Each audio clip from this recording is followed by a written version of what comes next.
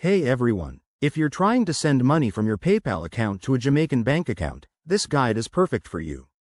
Whether it's for family support, investments, or personal needs, I'll walk you through the process step by step, keeping it simple and up to date for 2025.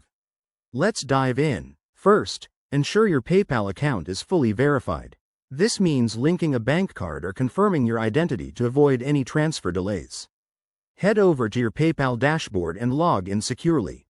Next, look for the Transfer or Withdraw option.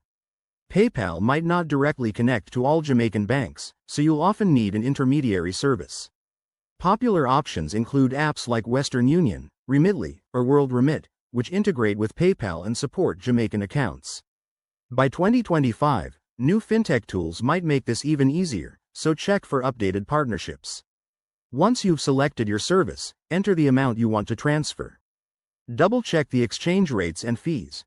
Jamaican dollar, JMD, conversions can vary, so transfer when rates are in your favor to minimize costs. Then, provide the recipient's Jamaican bank details, like account number and SWIFT code, for a smooth transaction. After initiating the transfer, keep an eye on the status through your PayPal app or email notifications. It usually takes 1 to 3 business days, depending on the service and bank policies. Remember, always use secure networks to protect your information. A few quick tips. Stay aware of any taxes or additional charges from Jamaican banks, and verify everything before confirming. If you're new to this, start with a small test transfer. There you have it.